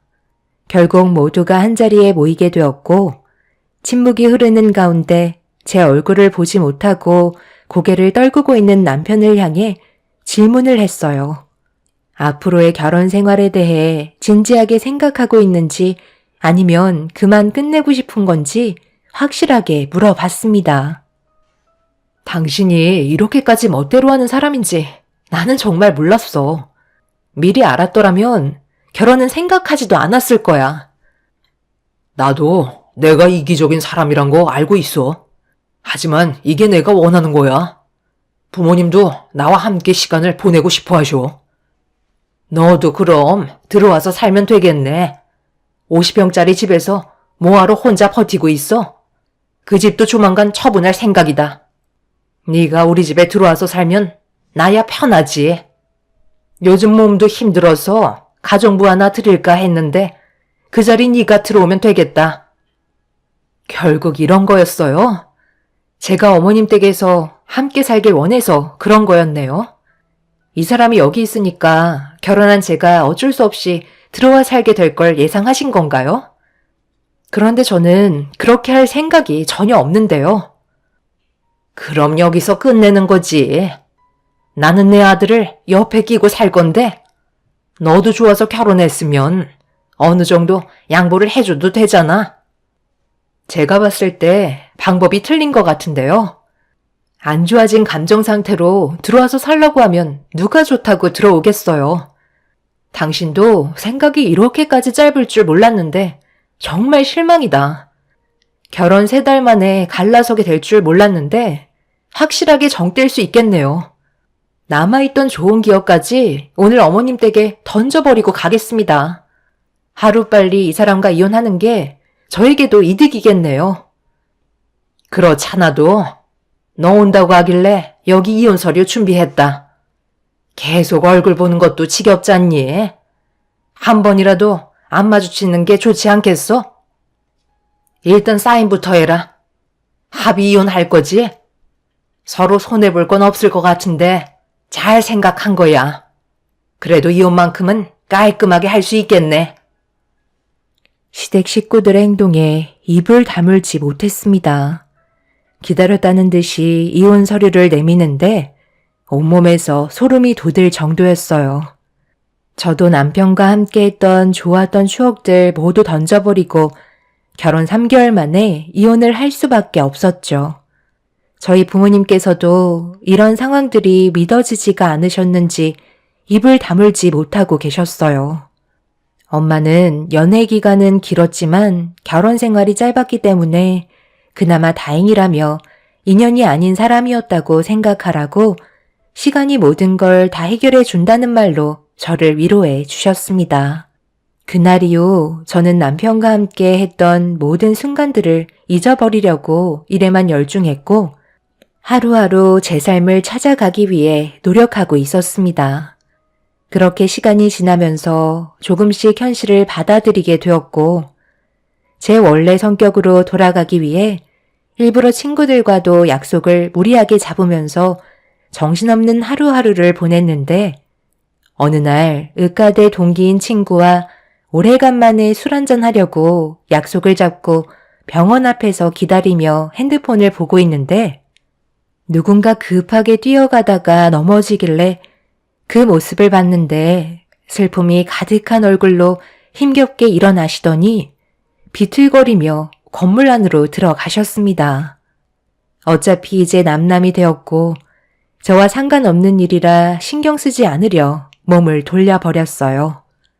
그리고 그 사이 병원에서 친구가 퇴근하고 나와 술 한잔 하려고 차를 타고 병원 밖으로 나왔는데 사람 기분이라는 게 참 그렇더라고요. 신경 쓰지 않아도 되는데 병원으로 달려 들어가다 넘어지신 시모의 얼굴에서 눈물이 쏟아지고 있던 모습이 계속 눈에 밟혀 무슨 일인지 확인을 해야 할 것만 같았습니다. 그래서 어쩔 수 없이 친구에게 사정을 얘기한 뒤 다시 차를 돌려 병원으로 향했어요.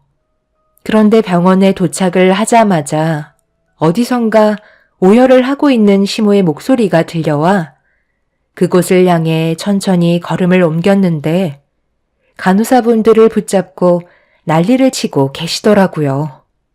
그 옆에는 시부도 눈물을 쏟아내고 계셨습니다. 뭔가 느낌이 좋지 않아 천천히 걸음을 옮기고 있는데 갑자기 나타난 저를 본 시부모는 화들짝 놀라며 제가 병실로 들어가지 못하게 급하게 막아섰어요. 그런데 병실 안에서 남편의 괴로워하는 목소리가 들리길래 시부모님을 뿌리치고 병실 문을 활짝 열어 들어간 순간 제 눈앞에 입을 다물지 못할 정도로 충격적인 광경을 목격하고 말았습니다. 얼마 전까지 제가 알고 있던 남편의 모습이 아니었어요. 저는 천천히 걸음을 옮겨 괴로워하고 있는 남편에게 다가가고 있는데 어딘가 많이 고통스러워 보이는 모습으로 눈을 질끈 감은 채 움츠리고 있었습니다. 그 사이 담당 의사가 병실로 들어와 급하게 진통제를 놔주었고 괴로움에 눈을 감고 있는 남편이 혹시라도 저를 볼까봐 시모는 급하게 저를 끌어당겨 병실 밖으로 내쫓았어요. 이해되지 않는 남편의 모습에 제대로 말도 나오지 않는 상태에서 손으로 남편을 향해 가리키자 시모는 입술을 떠시면서 손으로 얼굴을 가리셨고 그 자리에 주저앉아 눈물을 쏟아내셨습니다. 어머님, 이게 어떻게 된 거죠? 왜 저 사람이 병원에 있는 거예요? 불과 며칠 전까지만 해도 아무렇지도 않았잖아요. 네가 여긴 어떻게 알고 온 거니? 우리 계획은 이게 아닌데 왜 지금 여기에 있는 거냐고. 이 사실을 알면 준호가 아마 난리를 칠 게 뻔하다. 빨리 돌아가라. 어차피 이혼했으니 더 이상 상관할 필요 없잖아. 나는 할 말 없다. 불과 얼마 전까지만 해도 남편이었던 사람을 병원에서 봤는데 상관이 없다고요? 저한테 뭘 숨기고 계셨던 거죠? 내가 뭐라고 그랬어? 결국 숨길 수 없다고 했잖아. 세아가 미안하다. 이게 다 내 아들이 시켜서 어쩔 수 없이 상황을 이렇게 끌고 갈 수밖에 없었다. 우리가 너를 왜 싫어하니? 단 한 번도 세아가 너를 싫어한 적이 없다. 그동안 너한테 상처 주고 막말을 했던 거 정말 미안하다. 진심이 아니었어. 저번에도 네가 눈물을 흘리면서 돌아갔을 때 우리도 그 모습을 바라보면서 오열을 하고 말았단다. 하지만 내 아들이 원하는 거였고 우리도 그렇게 하는 게 맞는 것 같아 결정할 수밖에 없었어. 남편과 결혼을 하고 3개월간 있었던 일에 대해 시부가 모든 사실을 털어놓았고 저는 말도 안 되는 사실들을 듣고 너무 큰 충격을 받아 제대로 서 있을 수조차 없었어요. 남편이 저와 결혼을 한 이후 몸이 좋지 않아 저 몰래 다른 병원에서 검사를 받았었어요. 그리고 대장암 말기 판정을 받게 되었고 앞으로 살아갈 수 있는 시간이 많지 않다는 의사의 진단에 남편은 하늘이 무너져 내리는 듯한 느낌을 받았다고 했습니다. 이제 막 저와 결혼을 했는데 이런 사실을 알리고 이혼을 하자고 하면 제가 떠나지 않을 것 같고 자기가 떠났다는 아픔을 저에게 안겨주고 싶지가 않아 기억 속에서 잊어버리고 적지 않은 나이인 제가 이런 충격으로 인해 제대로 된 생활을 하지 못할까봐 하루빨리 잊어버리고 새 출발할 수 있게 독한 모습을 보여줄 수밖에 없었다며 시부가 설명을 해 주었어요. 남편은 오로지 병든 자신 때문에 힘들어질까봐 최대한 빨리 보내고 싶은 마음뿐이었던 거죠. 분명 이기적인 생각이었고 제 의사는 전혀 존중해주지 않은 남편이 한편으론 믿기도 했지만 이해가 되었어요. 저를 그만큼 사랑했기에 내린 결정이었기 때문에 남편의 행동을 받아들일 수 있었습니다. 시부모님은 저에게 진심으로 미안했다며 제 손을 어루만져 주셨고 남편이 이 사실을 모르게 했으면 좋겠다는 말을 하셨어요. 눈앞에서 괴로워하고 있는 모습을 보고 있는데 남편이 원하는 대로 해주길 바라는 시부모님 때문에 이러지도 저러지도 못하고 있다가 남편이 괴로워하고 있는 목소리가 제 두 귀에 들리는 순간 저는 더 이상 남편 혼자 외로운 싸움을 하게 놔두고 싶지 않았습니다. 결국 병실로 뛰어 들어간 저와 마주하게 된 남편은 많이 놀란 듯 저를 보다가 그동안 참아왔던 정신적인 고통이 한꺼번에 몰려왔는지 쉬지 않고 눈물을 쏟아내고 말았습니다. 고통스러운 몸으로 남편은 저에게 상처를 줘서 미안하다며 저에게 짐이 되게 하고 싶지 않았다며 괴로워하고 있었어요. 제가 암 전문이라 남편의 수술을 하다가 세상을 떠나면 그에 따른 죄책감으로 힘들어할까봐 다른 병원에서 치료를 받고 있는 거였습니다.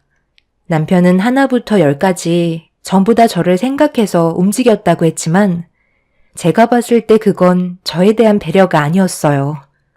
그래서 남편이 살아있는 동안 제 곁에서 할 수 있는 모든 걸 해주고 싶었습니다.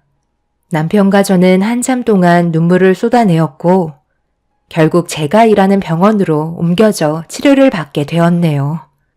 이미 온몸에 전이가 많이 되어 있는 상태라 수술을 하기에는 쉽지 않은 몸 상태였어요.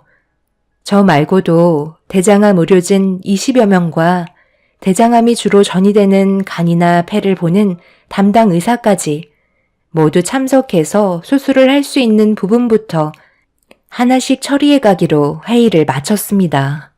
다행히 첫 수술은 성공적이었지만 기쁨도 잠시 회의 때 얘기했던 대로 이미 온몸으로 전이가 되어 있는 상태라 전신으로 퍼져나가는 암을 의료기술로 막기에는 역부족이었어요. 결국 모든 방법을 동원해 남편을 살려보겠다고 발버둥 쳤지만 남편과는 마지막 순간을 맞이할 수밖에 없었죠. 남편은 이미 마음을 정리한 것 같았어요. 내가 그동안 모시게 했던 거 정말 미안해. 이렇게 될 줄 알았으면 그렇게까지 할 필요가 없었을 텐데 당신이 겪게 될 아픔들을 보면서 눈을 감고 싶지 않았어. 사랑하는 사람을 혼자 남겨두고 세상을 떠난다는 게 너무 싫었어. 내 눈앞에서 슬퍼하는 당신의 모습을 보면서 눈을 감고 싶지 않더라고. 그래서 당신이 볼 수 없는 곳에서 생을 마감하고 싶었는데 결국 당신 앞에서 눈을 감게 되었네. 당신이랑 하고 싶은 일들이 정말 많았었는데 먼저 가서 미안해. 그래도 우리 연애 기간은 꽤 오래였잖아. 당신을 만나서 너무 행복했고 내가 살아있는 이유를 알 수 있게 해주는 단 한 사람이 당신이었어. 나는 내가 한 결정에 대해 후회한 적 단 한 번도 없어. 앞으로 당신한테는 좋은 날들만 펼쳐졌으면 좋겠다. 나도 당신을 만나서 정말 행복했어. 그래서 내가 결혼을 선택한 거잖아. 나는 지금도 후회하지 않아. 내 인생의 최고의 순간이었거든. 그리고 나도 몰랐는데 며칠 전에 알게 됐어. 나 임신이래. 당신 아이가 내 뱃속에서 자라고 있다고. 그동안 우리한테 여러 가지 일들 때문에 많이 힘들었잖아. 나도 제대로 먹지 못했고 당신 돌보느라 정신도 없어서 이혼 전에 임신이 된 줄 모르고 있었는데 생각보다 태아가 많이 작은 것 같아. 시간이 지나면 정상적인 크기로 돌아온다곤 하는데 지금은 그렇게 눈에 띌 정도는 아니야. 내가 전혀 모르고 살았을 정도였으니까. 뱃속에 있는 아이한테 아빠는 정말 좋은 사람이었다고 얘기해 줄게. 우리가 함께한 세월의 시간은 소중히 생각하며 앞으로 뱃속에 있는 아이한테 모든 걸 다 쏟아 부을 거야. 그러니 당신도 너무 걱정하지 말고 마음의 짐을 내려놨으면 좋겠어. 남편은 뱃속에 아이가 있다는 말에 눈물을 흘렸고 제 배를 어루만지다가 숨이 가빠왔는지 결국 더 이상 버티지 못하고 세상을 떠나고 말았습니다. 많은 의료진분들께서 남편을 살려보겠다며 심폐소생술을 진행했지만 남편은 더 이상 제 손을 잡아주지 않았어요. 제가 아무리 불러 외쳐봐도 남편은 저를 바라봐 주지 않았고 따뜻한 온기만 남아 있었습니다.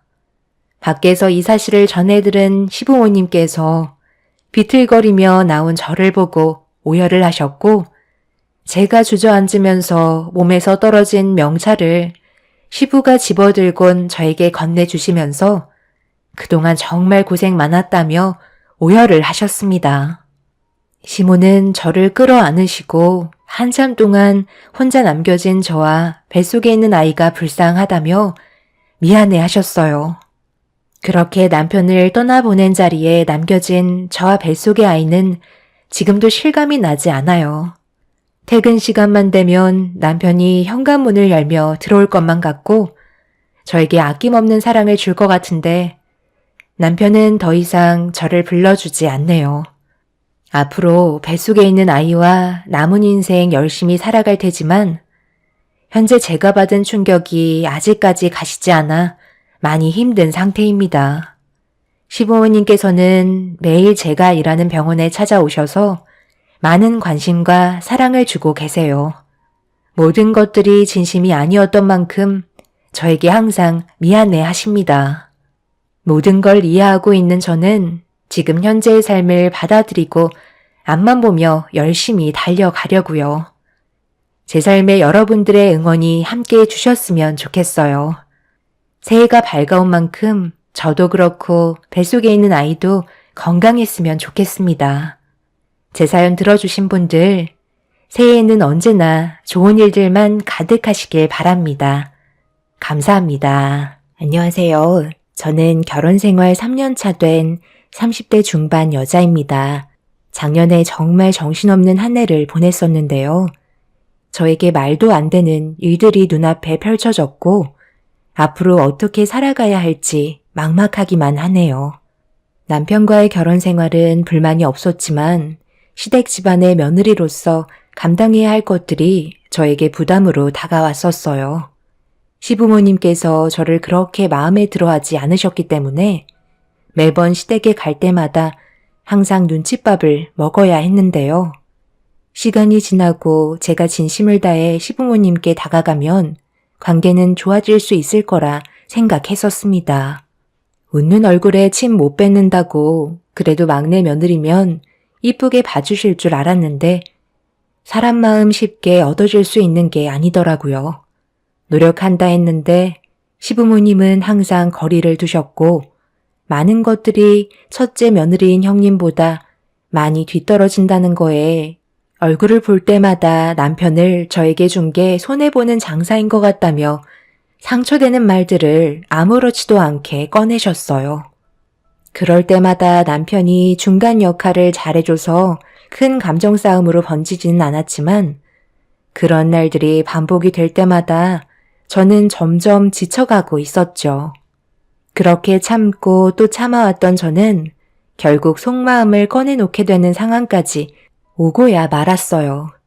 보통은 명절날이 되면 시모가 음식의 대부분을 준비하시는데요.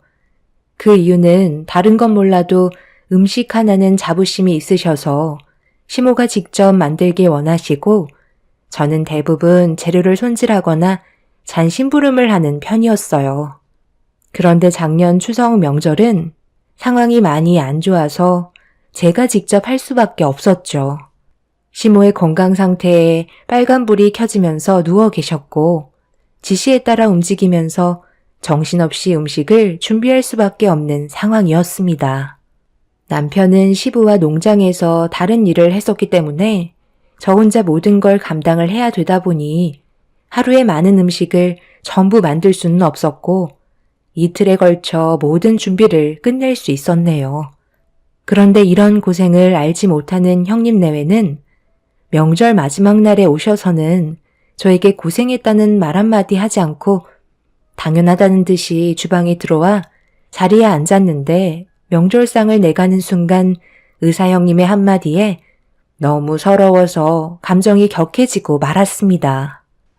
설마 이걸 지금 음식이라고 내온 건 아니지? 어머님께서 동서가 이틀 밤 새가며 명절 음식 준비했다던데. 왜 이렇게 손이 안 가나 모르겠네. 그동안 어머님 뒤에서 몇 년간 눈으로만 봤어도 꽤 익혔을 건데 음식들이 전부 다 애들 소꿉장난 한 것처럼 너무 볼품없게 만들었다. 내가 오늘 차가 너무 많이 막혀서 정말 힘들었거든? 그래도 어머님이 해주시는 음식 먹을 생각에 왔는데 동서가 만들었다고 말씀하시는 순간부터 밥맛이 떨어져서 솔직히 별로 먹고 싶지 않네. 보기엔 이래도 맛은 거의 비슷해요. 어머님이 설명해 주신 대로 만든 거라 크게 벗어나진 않았어요. 구이도 괜찮다고 했는걸요? 음식에 대한 퀄리티를 보면 안다고. 이럴 때 동서가 본데 없이 잘한 티를 내는 거야. 집에서 냉장고에 있는 음식들 대충 꺼내서 먹는 것처럼 내온 것도 마음에 안 드는데 서방님이 먹었을 때 괜찮았으니까 나도 그냥 아무 말 하지 말고 먹어라. 동서가 보면 은근히 사람 속을 긁어버린다니까. 이런 기분으로 먹고 싶지 않으니까 당장 내 눈앞에서 일단 쓰레기 음식 전부 다 치워버려. 여보, 차에 우리 엄마가 싸준 음식들 있잖아. 그것 좀 가져와줘. 차라리 그거에 저녁을 먹는 게 훨씬 낫겠네. 형님, 지금 뭐라고 했어요? 일단 쓰레기 음식이요? 본데 없이 자랐으니까 음식도 형편없다는 건가요? 제가 이틀간 얼마나 많은 정성을 쏟았는데 어떻게 그런 말을 하는 거죠? 방금 한 말은 오히려 형님이 배우지 못한 사람처럼 보이는데요. 뭐라고? 동서, 지금 내 앞에서 불만 있다고 토를 단 거야? 그래도 눈치껏 행동할 줄 알았는데 완전 개념까지 밥 말아 먹었네. 서방님, 지금 동서가 하는 얘기 들었죠? 이게 지금 손윗 사람들 대하는 예의인가요? 제가 그래서 뭐라고 했어요. 보잘것없는 집안의 사람일수록 행동이나 말투에 거침이 없다고 얘기했었잖아요. 이러니까 아버님 어머님께서 동서를 마음에 들어하지 않는 거야. 그동안 발톱을 숨기고 있느라 정말 힘들었겠어. 가식적인 모습 보이지 말고 이제부터 하던 대로 해. 아주 나를 잡아먹을 듯이 노려보고 있는데 동서가 오늘 한 말에 대해서는 책임을 져야 할 거야. 내 말 무슨 뜻인지 알지? 형수님, 그래도 쓰레기 음식이라고 얘기한 건 제가 봐도 잘못된 것 같은데요. 사람이 먹는 음식을 쓰레기라뇨. 그럼 이 사람도 쓰레기라는 건가요? 본데 없이 자란 티 낸다고요? 그럼 형수님은 배운 게 많으셔서 그런 저급한 말을 사용해도 된다는 거예요? 저희가 아무리 손 아랫사람이고 잘난 게 없다 해도 이런 식으로 분위기를 만드는 건 문제가 있는 거죠. 서방님, 지금 저한테 그러시는 거예요? 여보, 방금 봤어? 나한테 쓰레기래. 동서가 서방님 성격까지 물들게 해버렸나 봐. 미꾸라지 한 마리가 들어와서 온 집안을 전부 헤집어 놓고 있네. 아버님, 저희 그냥 집으로 돌아갈게요. 이런 식의 대우받자고 먼 길을 힘들게 온 거 아니거든요. 오자마자 서방님이랑 동서가 둘이서 쌍으로 저를 아주 물먹이고 있다니까요. 제가 그렇게 잘못했어요. 솔직하게 있는 그대로 얘기한 것뿐인데 이건 아니잖아요. 어머님이 만들어주신 음식 먹으려고 배 쫄쫄 굶어가며 힘들게 왔는데 동서가 만든 음식들이라고 생각을 해봐요. 제가 얼마나 기분이 상하겠어요? 안 그래요? 그래, 이건 너희들이 잘못했다. 아무리 기분 나쁜 게 있어도 말은 가려서 해야지. 무슨 말을 하던 대드는 건 잘못된 거야. 저는 너무 어이가 없어서 더 이상 아무 말도 하지 못했고 남편도 기분이 많이 상했는지 얼굴 표정이 일그러졌습니다. 저희가 뭘 잘못했는지 도저히 알 수가 없었어요. 시모가 몸살 때문에 알아 누우셔서 힘들게 음식을 했는데 돌아오는 건 욕밖에 없다는 것 때문에 너무 화가 났었어요. 그런데 시부도 제가 주방에서 나오지 못하고 힘들게 음식을 만들었다는 걸 지켜보고 계셨으면서 형님을 두둔하시는 건 저에게 너무 큰 상처로 다가왔습니다. 남편도 모임 때마다 이런 안 좋은 말들을 듣게 되는 모습을 계속 볼 때마다 많이 힘들어 했었는데 더는 참을 수 없었는지 남편은 아무도 먹지 말라며 제가 만든 음식을 전부 다 포장을 하더니 차에 실었어요. 그리곤 앞으로 형님네와 잘 지내시라며 저를 데리고 친정으로 향했습니다. 다들 남편의 행동에 당황한 듯 멍하니 바라만 보고 있었는데 저희를 붙잡지는 않았어요. 그런데 친정에 거의 다 와갈 때쯤 어머님한테 전화가 오길래 받았는데 귀청이 떨어져 나갈 정도로 목소리를 높이시더니 저에게 막말을 퍼부으셨습니다. 너 지금 뭐 하는 짓이니? 빨리 안 돌아와? 내 허락도 없이 음식을 전부 다 가져가면 어쩌자는 거야? 왜 이렇게 욕먹을 짓을 골라서 하니? 엄마, 저예요. 제가 아무리 생각해봐도 이건 아닌 것 같아서 이 사람이 고생해서 만든 음식 전부 다 가지고 온 거예요. 어차피 마음에 들지도 않는 며느리가 만든 음식 먹고 싶지 않을 거잖아요. 형수님은 손이 없어요? 알아서 직접 해먹으라고 해요. 그리고 저도 더 이상 이런 식으로 차별 대우하는 모습 보고 싶지 않네요. 저희 얼굴 보려면 형이랑 형수님이 진심으로 찾아와서 사과하지 않는 이상 저도 더는 먼저 얼굴 뵈러 가지 않을 거예요. 제 남은 인생을 평생 함께 걸어가야 할 동반자인 이 사람한테 어떻게 그런 막말을 퍼부을 수가 있는 거죠? 저희 가고 대충 얘기 들었을 거 아니에요. 이만 전화 끊을게요. 아들, 너 정말 많이 변했구나. 지금 걔 때문에 가족과 인연을 끊겠다는 거야? 내세울 것 없는 애를 내가 며느리로 받아들여줬으면 이 정도는 당연하게 감수해야 될 부분일 것을 얼마나 큰 상처를 줬다고 상황을 이런 식으로 만들어? 더는 듣고 싶지 않았는지 남편은 시모가 얘기하고 있는데 전화를 끊어버렸습니다. 그렇게 저희는 친정에 도착하게 되었고 부모님 집에 도착하자마자 저도 모르게 너무 서러워서 눈물을 쏟아내고 말았네요. 저희를 반겨주셨던 부모님께선 많이 당황하셨는지 남편에게 무슨 일 있었냐고 물어보자 불과 몇 시간 전에 있었던 일들에 대해 조심스럽게 설명을 이어나갔어요. 당연히 표정은 안 좋아지셨지만 부모님께선 제가 만든 음식들로 함께 모여 저녁 식사를 하면서 좋은 말씀을 아끼지 않으셨어요.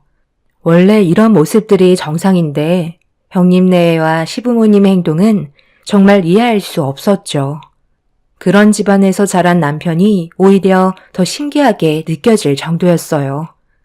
그렇게 시댁에서 받았던 상처를 친정에 와서 위로받았고 그날 이후 시댁에는 발도 들이지 않았습니다. 그런데 이런 시간이 지속될수록 불안한 마음은 점점 더 커지기 시작했어요. 그래서 남편에게 제가 가지고 있는 심적 불안함을 얘기하자 걱정하지 말라면서 앞으로 친정집에서 지낼 거라는 말을 꺼냈습니다. 우리 부모님 집에서 지낸다고? 갑자기 그게 무슨 말이야? 나와는 한마디 상의도 없었잖아. 부모님께서도 싫어하실걸? 이미 허락 받았는데? 당신이랑 같이 장인어른 댁으로 들어가서 살기로 얘기 끝났어. 아무래도 우리 집안 때문에 많이 힘들어하고 있고 당신이 조금이라도 편하게 지내게 할 수 있는 방법을 찾다 보니 장인어른 집에서 지내는 게 스트레스도 덜 받지 않겠어? 여기 있어봤자 우리 집안 사람들이 언제 올지도 모르고 저번 명절 때 그 난리를 치고 나왔으니 분명 전화 한 통 없어서 언제 우리 집에 찾아올지 모른다고. 안 봐도 눈에 환하잖아. 당신한테서 눈물 쏙 빼놓으실 텐데 나도 그런 모습 보면서 스트레스 받는 것도 싫다고. 내가 하고 있는 고민을 장인 장모님께 털어놓으니까 당분간 장인어른 댁에서 함께 지내는 걸 허락하셨어. 이참에 뭐 대릴 사이 하는 것도 나쁘지 않을 것 같은데? 남편은 제가 하고 있는 고민을 미리 알고 있었는지 이미 계획을 전부 세운 상태였어요. 고맙기도 했지만 더 큰 문제가 올 것 같아 걱정을 안 할 수가 없었습니다. 그래도 남편을 믿고 따르기로 결정하게 되면서 저희 부부는 친정집에서 생활하게 되었죠. 그렇게 한동안 별탈 없이 시간이 지나가면서 제가 가지고 있던 걱정거리들도 점점 없어지기 시작했어요. 차라리 이렇게 사는 게 스트레스 안 받고 훨씬 더 행복했었습니다. 하지만 그런 행복도 저에게는 사치였는지 시부모님께서 직접적으로 부모님 집에 찾아오셨습니다. 너무 놀랐고 가슴의 두근거림은 쉽게 진정이 되지 않고 있었어요. 부모님께서도 당황하신 표정을 보이셨지만 침착하게 시부모님을 집 안으로 모셨습니다. 제가 살다 이런 일을 겪게 될 줄 몰랐는데 지금 이게 말이 된다고 생각하시나요? 아무리 그래도 그렇지 대릴 사이가 웬 말입니까? 동네 창피해서 말도 못하고 속만 끓고 있었다고요. 며느리가 저희와 살아온 환경이 다르니까 당연히 안 맞는 부분들이 있는 건 어쩔 수 없는 거잖아요. 평생을 얼굴 보고 살았던 가족들과도 얼굴 붉히면서 싸우는데 고작 몇 년밖에 안 된 며느리와 부딪히는 건 당연한 거죠. 그런데 이런 식으로 더 안 좋은 상황을 만들면 일이 커진다는 거 모르세요? 몇 년밖에 안 됐으니까 부딪히는 게 당연한 거라고요. 몇 년밖에 안 됐으니까 서로 더 이해하고 감싸줘야 하는 게 맞는 거 아닌가요? 안 부딪히고 좋게 해결 볼 수 있는 문제들을 왜 이렇게까지 안 좋은 상황을 만드셨는지 오히려 제가 이해할 수 없는 것 같아요. 대릴 사이요? 왜 한서방이 저희 집에 들어와서 살겠다고 결정했는지 아세요? 사돈분들께서 얼마나 제 딸을 못살게 괴롭히셨으면 이런 결정을 내렸겠나요? 한서방이 지금 이렇게 사는 게 훨씬 행복하다고 평생을 대릴 사이로 살겠다는데 저희 마음은 어떻겠어요? 사돈분들이 제 딸을 조금이라도 불쌍히 여겨주시고 딸처럼 대해주셨다면 이렇게까지 왔겠습니까? 애들이 받은 상처와 스트레스가 점점 더 단절시키는 일이라고 생각은 안 해보셨어요? 그러니까 지금 이 지경까지 된 게 전부 다 저희 탓이라는 거예요? 제가 며느리로 받아들인 것도 감사하게 생각해야죠. 솔직히 친딸도 아니고 입양하셨으면서 배 아파 낳은 자식처럼 행동하시는 게 더 웃긴 거 아세요? 내 아들은 어디를 내놔도 빠질 거 하나 없는데 지금 며느리를 봐봐요.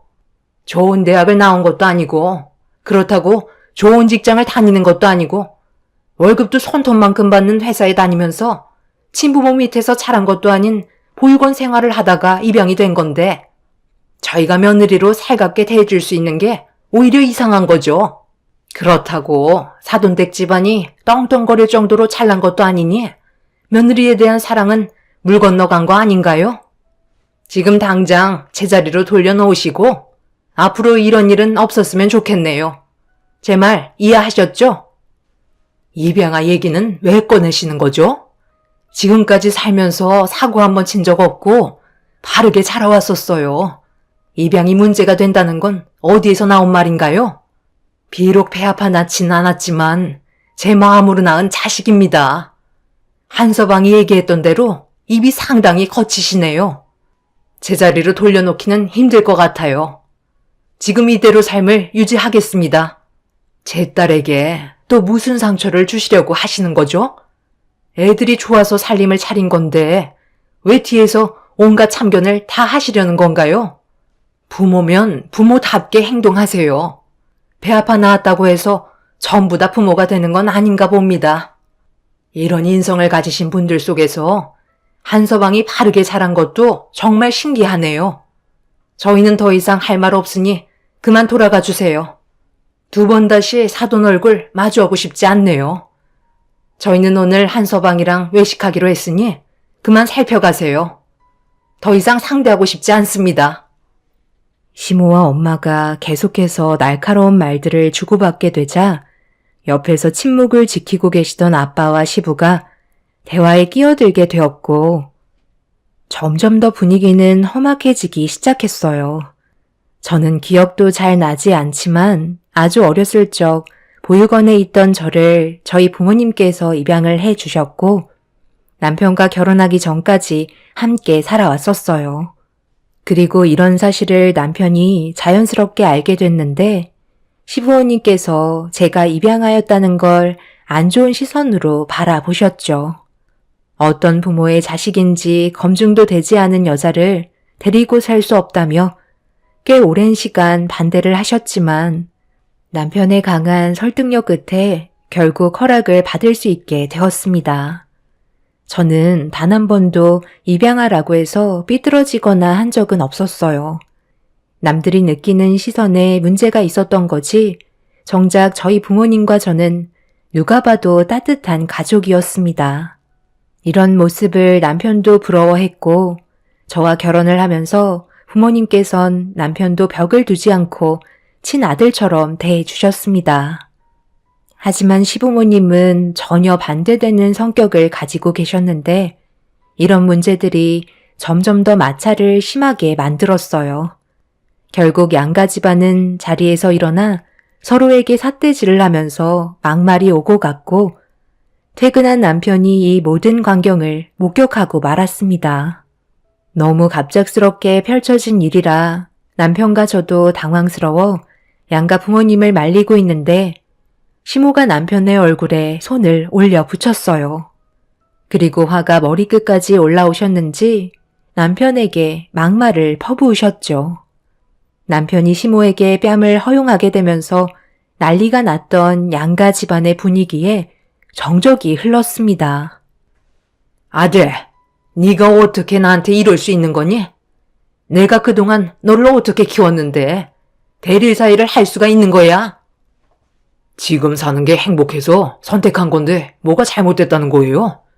그리고 이런 상황을 만든 게 누군데요?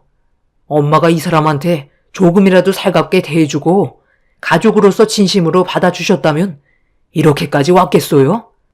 이제는 제 얼굴에 손까지 올리셨네요. 저는 오늘 이 시간 이후로 가족과의 인연을 끊겠습니다. 차라리 저 혼자 사는 게 더 많은 것들을 얻을 수 있을 것 같아요. 너희 엄마 손 떨리는 거 안 보여? 왜 이렇게까지 했는지 정말 모르겠어? 내가 이런 상황들이 생길까봐 결혼을 반대했던 건데 끝까지 고집을 부리더니 결국 가족 간의 인연을 전부 끊어내겠다고? 그럼 너는 평생 마음 편히 살 수 있을 것 같아? 이렇게 사는 것보다는 마음이 편할 것 같아요. 제 걱정은 하지 마시고 아버지랑 엄마가 그렇게 아끼고 좋아하시는 형이랑 형수님만 끼고 사세요. 솔직히 저희 없어도 그만 아닌가요? 어차피 가봤자 달라질 거 하나 없는데 저희가 왜 손해보는 행동을 해야 되나요? 제가 너무 창피해서 고개를 들 수가 없어요. 이 사람 눈에서 더 이상 눈물 보이게 하고 싶지 않아요. 장모님, 저희 오늘 외식하러 가기로 했잖아요. 그만 상대하시고 나가시죠. 이런 쓸데없는 감정 싸움 몸에도 안 좋습니다. 남편이 시부모님을 집 밖으로 내보내려 하는데 나가지 않겠다며 고집을 부리시면서 남편과 몸싸움이 시작됐고 분위기는 걷잡을 수 없을 정도로 험악해지고 말았습니다. 아빠는 더 이상의 피해를 막기 위해 남편과 시부모님 사이에 끼어들어 그만하라고 말리고 있었는데 시부가 저희 아빠 보고 비키라며 강하게 몸을 밀쳤고 그 순간 중심을 잃고 넘어진 아빠는 쿵 하는 소리와 함께 뒤통수가 바닥에 먼저 닿게 되면서 정신을 잃으셨습니다. 너무 순식간에 일어난 돌발 상황이라 정적이 흐르고 있는데 남편은 급하게 119에 신고를 해서 도움을 요청했고 시부모님은 너무 놀라셨는지 당황스러워하시며 안절부절 못하셨어요. 그렇게 아빠는 응급센터로 실려가 도움을 받게 되었고 뇌출혈이 의심이 된다며 곧장 수술실로 들어가게 되었습니다. 한순간에 아빠를 잃을지도 모른다는 불안한 마음에 너무 두려워 오열을 하고 있는데 병원에서 일을 하고 있던 의사 형님이 이 소식을 듣고 수술실로 찾아왔습니다. 그런데 걱정하기는커녕 슬퍼하고 있는 저희 가족에게 다가와 안 좋은 얘기를 꺼내기 시작했고 이성을 잃어버린 저는 형님에게 막말을 퍼부었습니다.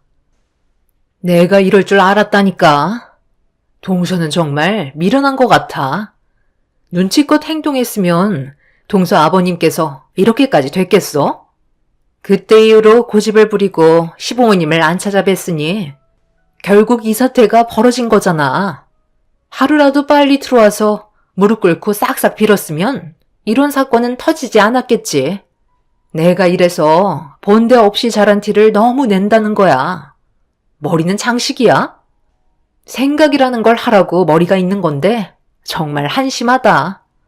동서 아버님께서 세상을 떠나시면 그건 전부 다 동서 책임인 거 알지? 이게 왜 제 탓이죠? 처음부터 제가 마음에 들지 않는다고 온갖 차별은 다 하셨잖아요. 그리고 형님도 똑같이 행동하지 않았나요? 저를 무시하고 사람 취급도 하지 않았는데 제가 왜 시댁에 붙어 있어야 하는 거죠? 그리고 저희 아빠를 저렇게 만든 시부모님은 정작 갑자기 자취를 감추셨다고요. 그냥 넘어갈 수 있는 단순한 문제가 아닌데 여기에는 형님의 잘못도 포함된 거 아시죠? 명절 때 힘들게 음식했는데 쓰레기라며 온갖 막말을 퍼부었잖아요. 그렇게까지 하지 않았어도 이런 일은 없었겠죠. 만약 저희 아빠가 깨어나지 못하시면 형님뿐만 아니라 시댁 식구들 전부 다 가만두지 않을 거예요. 형님과 저는 수술실 앞에서 온갖 상처되는 막말을 퍼부었고 감정이 점점 격해지자 형님은 저를 밀치기 시작했어요. 저도 이미 물불 안 가리는 상태가 되어버렸기 때문에 형님을 강하게 밀쳤고 그렇게 되자 흥분을 가라앉히지 못한 형님은 제 머리채를 잡고 병원이 떠나갈 정도로 난리를 쳤습니다. 그렇게 한바탕 몸싸움이 일어나면서 엄마와 남편이 겨우 뜯어 말렸는데 저를 끝까지 잡으려던 형님이 난리를 치다가 제 목에 있던 회사 출입증을 끊어놓게 되었고 바닥으로 떨어진 출입증 카드를 바라본 형님은 구두발로 사정없이 짓밟았는데 출입증 카드가 깨지는 순간 저는 결국 그 자리에 주저앉아 눈물을 쏟아내고 말았습니다. 형님은 깨진 회사 출입증 카드를 보며 속이 후련하다는 듯 제 카드를 주워 들었는데 그걸 본 형님이 갑자기 정색을 하더니 새하얗게 질린 얼굴로 저를 바라보고 있었습니다. 그리고 떨리는 손으로 출입증 카드에 끼어져 있던 사진 한 장을 다시 확인하면서 저에게 입술을 떨며 질문을 하기 시작했어요. 갑자기 사진의 출처를 물어보길래 제가 왜 그런 걸 알려줘야 하냐고 물어보자 병원이 떠나갈 정도로 큰 소리로 다시 한번 대묻길래 보육원에서 입양되기 전에 받았던 사진이라고 얘기하자 갑자기 형님이 그 자리에 털썩 주저앉았습니다. 그리곤 자기 얼굴을 손바닥으로 가리더니 상당히 괴로워하고 있었어요. 그런데 형님이 지갑을 꺼내 들더니 사진 한 장을 꺼냈고 그걸 저에게 보여주었습니다. 천천히 다가가서 사진을 확인한 순간 입을 다물지 못했네요. 지금 동서가 가지고 있는 사진이 본인께 맞는다면 동서는 내 친동생이야. 내가 그동안 아무한테도 말하지 않은 게 하나 있는데 나는 어렸을 적에 해외로 입양이 보내졌었어.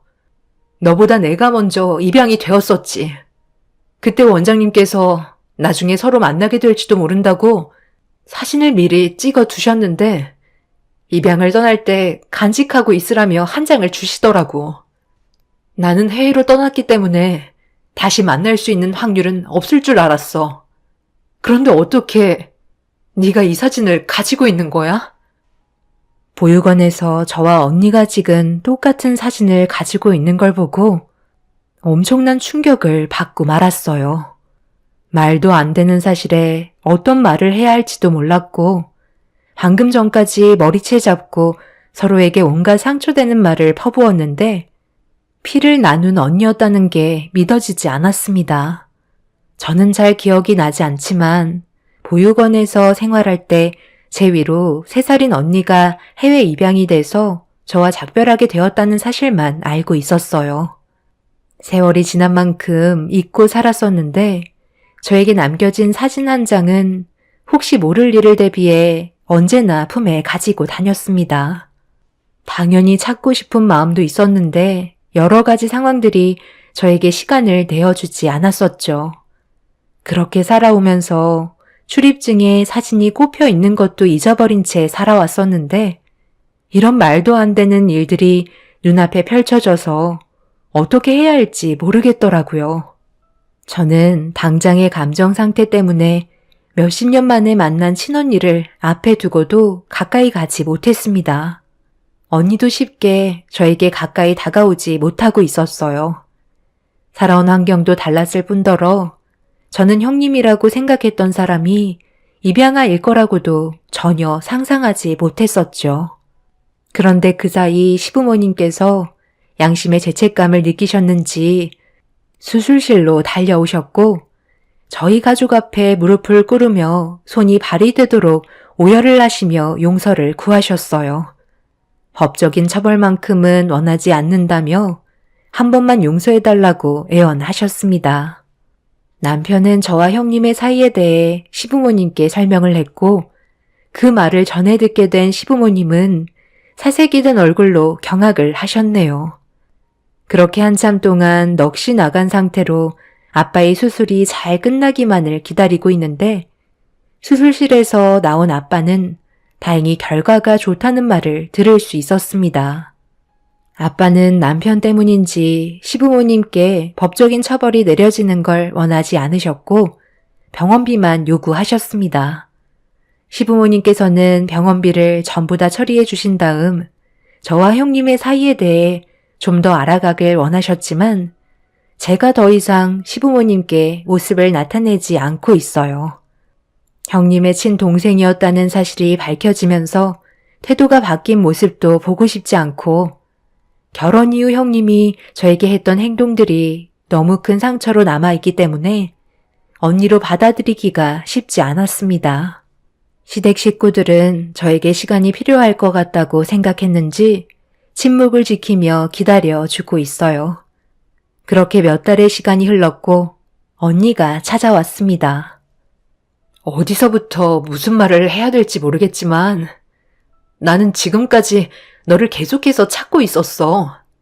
하지만 내가 한국으로 들어온 지도 얼마 안 되었고 그동안 세상은 많이 변해 있었기 때문에 동생을 찾는 건 거의 불가능에 가까웠지. 우리가 잠시 머물러 있던 보육원이 그대로 있었다면 좀 더 수월했을지도 모르지만 꽤 오래전에 없어졌다는 말을 듣고 더 이상 찾을 수 없다는 거에 많이 힘들었었어. 내가 알아낸 건 부모님께서 우리를 버린 게 아닌 사고로 두 분 다 세상을 떠나셔서 보육원에 보내진 거래. 그러니 친부모에 대한 원망은 하지 않았으면 좋겠어. 내가 너한테 그동안 했던 행동들에 대해서는 정말 미안해. 앞으로 내가 변화된 모습을 보여줄 테니까 우리의 관계를 끊어내지 말자. 이렇게 부탁할게. 그래봤자 언니의 본성은 내가 동서였을 때 보여주었던 모습 아니야? 나한테만 잘한다고 해서 그 성격이 바뀌는 거 아니잖아. 3년간 내가 얼마나 힘들었는지 알아? 가족의 구성원이 되기 위해 정말 많이 노력했는데 돌아오는 건 무시와 천대뿐이었어. 언니는 다른 사람한테도 똑같이 행동하며 살아왔었겠지? 좋은 집안에 입양이 돼서 좋은 직업에 언니가 부유한 상태라 자기보다 못한 사람을 더 함부로 대하는 거 아닐까? 나한테 잘하겠다고 해봤자 이미 내가 받은 상처는 너무 큰데? 우리의 관계가 앞으로 어떻게 될지 모르겠지만 아직까지 내 마음이 열리기에는 시간이 더 필요할 것 같아. 이런 관계에서 결국 새해가 바뀌어 버렸네요. 친언니는 지속적으로 저에게 문자를 남기면서 관계 회복을 원하고 있습니다. 시부모님께서도 2번 다시 이런 일은 없을 거라며 앞으로 친딸처럼 대해주겠다고 다시 돌아오길 원하고 계시네요. 아빠가 무사히 수술받고 회복 중이시지만 저희 가족과 남편이 받은 상처가 너무나도 커서 지금 현재 너무 혼란스러운 상태입니다. 이런 상황 속에 앞으로 제가 어떤 결정을 내리면 좋을까요? 의사라고 온갖 차별을 주었던 형님이 보육원에 버려졌던 제 친언니라는 게 너무 끔찍해요.